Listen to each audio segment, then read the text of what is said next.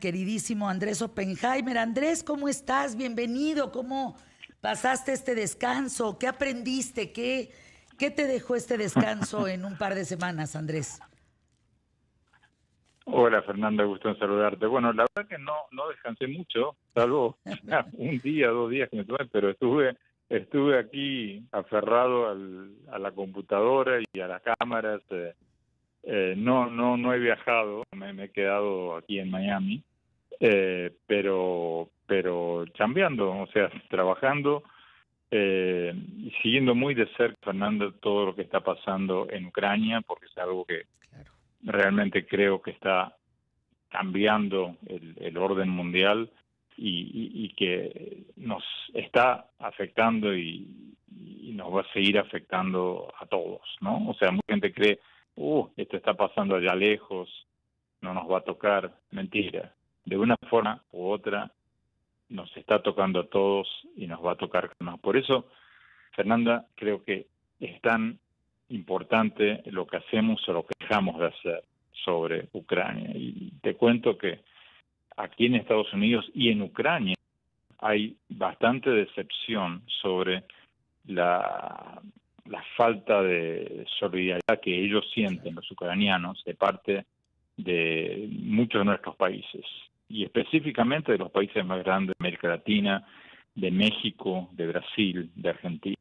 Fíjate que la semana pasada entrevisté a un alto funcionario de Ucrania, desde allí, desde Ucrania, bueno, por teléfono, al subdirector para América Latina de la Cancillería de Ucrania, Yuri Yudin, y él me dijo que Ucrania necesita un frente unido de todas las democracias del mundo contra la invasión rusa, pero que desafortunadamente esto no siempre se está dando. Y refiriéndose a México y a Argentina y a Brasil, me dijo que, y lo cito textualmente, algunos países, si bien no apoyan abiertamente la agresión rusa, tampoco la condenan categóricamente. La condenan de palabra, pero no Exacto. en los hechos reales, cierro comillas. ¿A qué se refería? Bueno, se refería a que la semana pasada México, Argentina y Brasil, aunque habían condenado anteriormente la invasión rusa, desde entonces han tenido gestos que se pueden considerar como nada condenatorios de Rusia. La semana pasada, te decía, estos tres países, bueno, México, Argentina, Brasil, se negaron a unirse al gesto simbólico de la secretaria del Tesoro de Estados Unidos y de los ministros de Finanzas de varios gobiernos europeos, que se retiraron de la reunión del G20 en Washington cuando empezó a hablar el delegado ruso. Pero, según reportó el diario argentino La Nación, los ministros de Finanzas de México, Brasil y Argentina se quedaron en la sala, o los que estaban participando por Zoom no se retiraron de la reunión. Y al hacer eso, dicen los funcionarios ucranianos, le dieron la espalda a los esfuerzos del mundo democrático para mandar un mensaje a Rusia de que no estamos tolerando o condonando esta masacre de civiles que están realizando en Ucrania. Y también la semana pasada, Fernando, el jueves, México, Brasil y Argentina no apoyaron una resolución de la OEA que suspendió a Rusia como observador permanente en la OEA. Se abstuvieron. La resolución de la OEA, la resolución fue aprobada por 25 votos.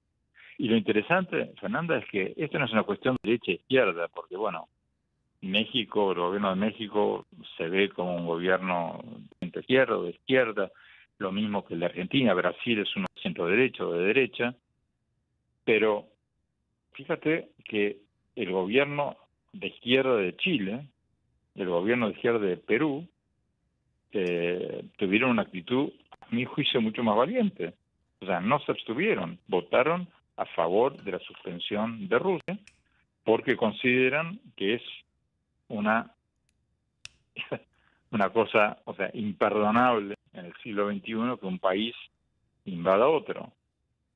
Entonces, Fernando, yo creo que el gobierno de Ucrania tiene razón en sentirse un poco defraudado por todo esto. Y bueno, recordemos antes de eso la reunión en el Congreso de México, en que algunos legisladores de Morena, ¿te acuerdas? Se juntaron con el embajador de Rusia, crearon una comisión de amistad Rusia-México. ¿Recuerdas eso hace pocas semanas? Entonces, Fernanda, el gobierno de Ucrania se siente decepcionado, a mi juicio con razón, por muchas de estas cosas, porque, bueno, países tradicionalmente neutrales como Suiza y Suecia y Japón están teniendo una actitud mucho más valiente respecto a Rusia que las de México, Brasil y Argentina. O sea, están aplicando sanciones proactivas a Rusia por esta intervención.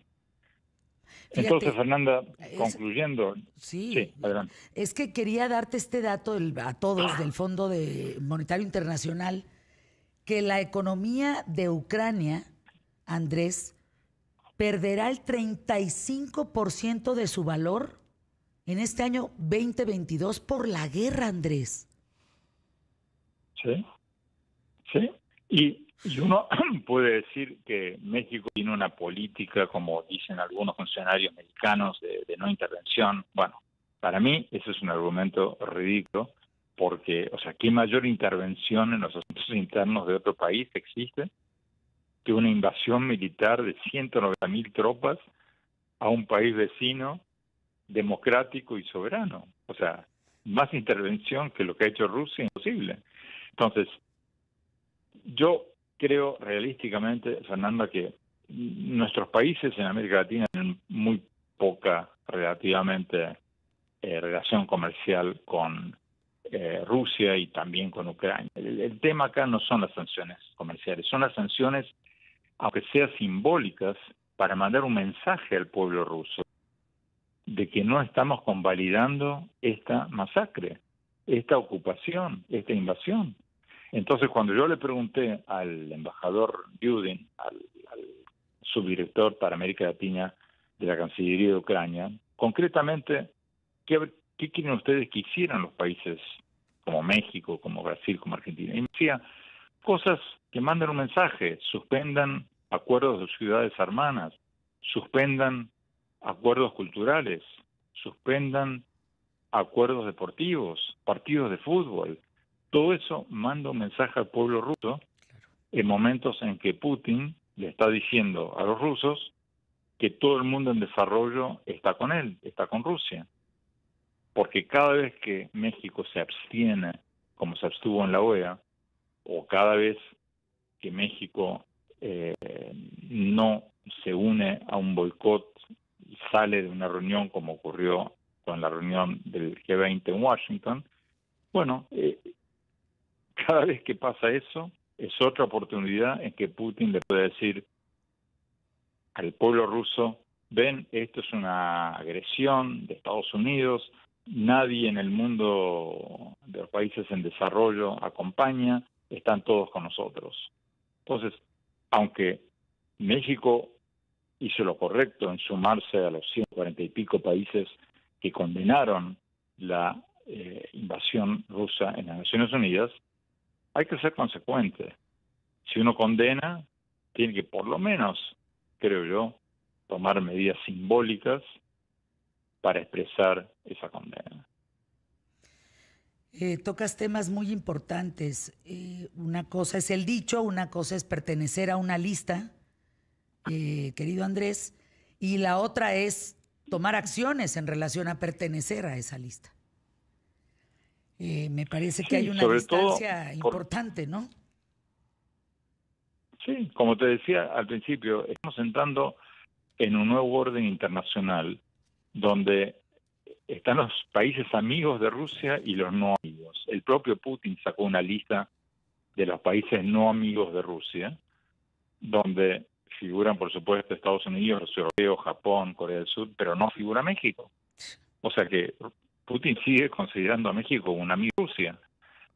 Y eso yo no sé hasta qué punto le conviene a México, porque, de nuevo, estamos entrando en un mundo de alianzas en que la alianza contra Rusia representa el 60% del Producto Bruto Mundial. Si tú juntas a Estados Unidos, en Europa, que están mucho más unidos ahora que antes, con Japón, que está condenando y sancionando la invasión rusa, con Corea del Sur, con todos los países que están condenando y sancionando a Rusia, estás hablando del 60% del Producto Bruto Mundial.